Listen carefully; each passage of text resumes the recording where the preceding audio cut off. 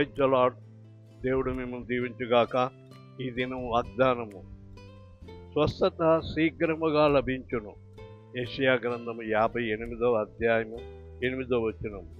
నీకు స్వస్థత, ఎన్నో ఏండ్ల నుండి నువ్వు బలహీనముగా ఉన్నావా?